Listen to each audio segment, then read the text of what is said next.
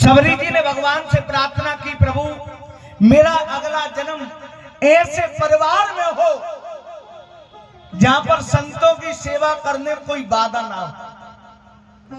तो माता सबरी जी का अगला जन्म एक सवरवीर परिवार में हुआ। सबरी जी का संतों की सेवा करने का बड़ा भाव था। जब माता सबरी जी बड़ी हुई,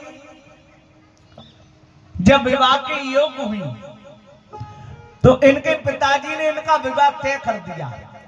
लेकिन एक दिन सबरी जी अपने घर को छोड़ करके भाग गई और पंपा सरोवर की झाड़ियों में छिप गई।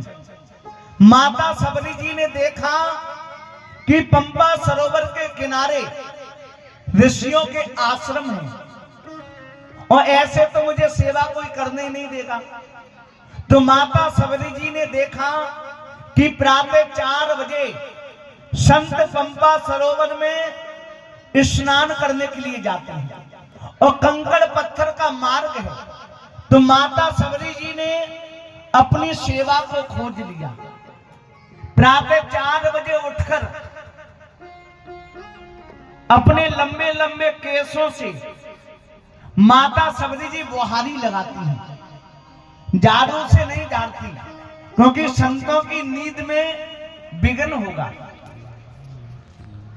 तो माता सबरी जी अपने लंबे लंबे केसों से मार्ग में बुहारी लगाती हैं, क्योंकि संत सेवा से भगवान प्रसन्न होते हैं।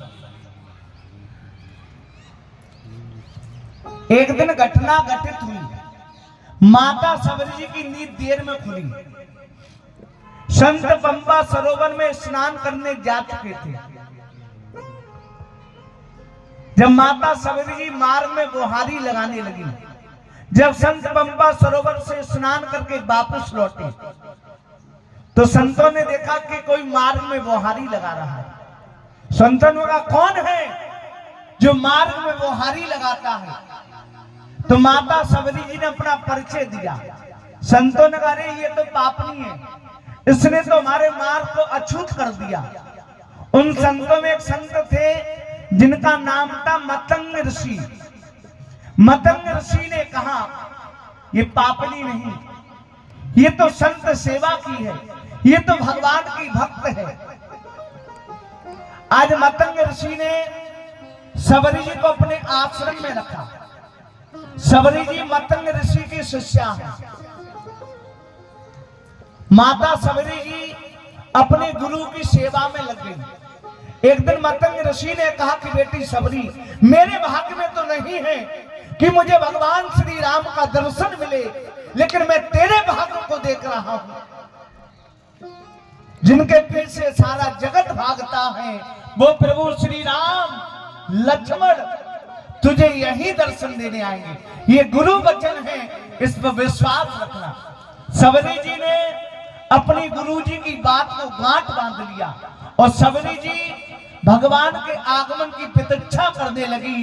रोज वही नित्य नीतन तैयारी, रोज मार्ग में पुष्प बिछाना, रोज बेल तोड़ कर लाना। सबरी जी भगवान के आगमन की प्रतीक्षा करने लगी।